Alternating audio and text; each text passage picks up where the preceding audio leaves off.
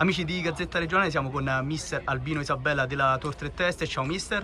Ciao, ciao a tutti. Appena conclusa la partita, il primo turno di playoff qui in casa contro il Savio, vittoria 1-0, gol di Coccia. È stata una partita equilibrata nel primo tempo, voi avete provato a tenere palla, però poche occasioni da gol, poi è arrivato il gol decisivo di Coccia. Che partita è stata? Forse un po' l'emozione l'ha giocata da padrone nel primo tempo. Allora, è stata una partita.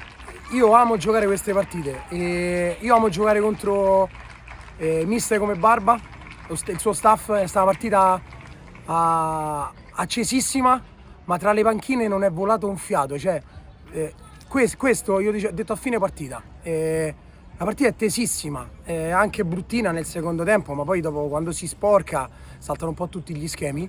Però tra le panchine, questo è il rispetto che ci vuole, perché ognuno ci tiene. Magari può partire anche qualche parola in campo, ma mai una protesta fra di noi, e io gli ho fatto i complimenti. La partita poteva andare come poteva andare, però queste sono le cose belle, non le provocazioni, i litigi o cose del genere. Poi potevamo concretizzare un po' di più, sicuramente. Abbiamo sprecato un po' di azioni, poi se non le chiudi le partite sono sempre vive e all'ultimo magari qualche mischia, qualche situazione la puoi subire pure. Ecco, a proposito di bei messaggi, come hai detto tu, di sportività eccetera, porti addosso una maglietta importante, quindi ti chiedo un pensiero sulla tragedia che purtroppo ci ha colpito nei giorni scorsi. Io devo chiedere scusa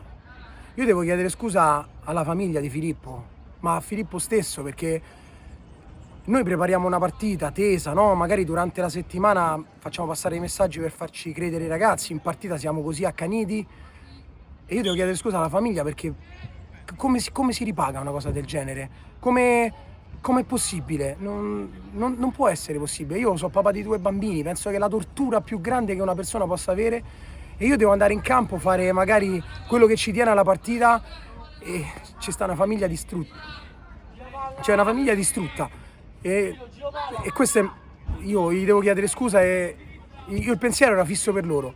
I genitori hanno organizzato loro questa maglietta, sono stati bravissimi, perché poi quando succedono queste cose a un bambino di 14 anni ci scandalizziamo per quelli di 40, di 50, ma 14 anni come si fa? Quindi un pensiero ce lo porteremo dietro, cercheremo di giocare per quello che è possibile, parliamo di calcio, però cercheremo di farlo anche per lui. Grazie mister, l'emozione è comprensibile perché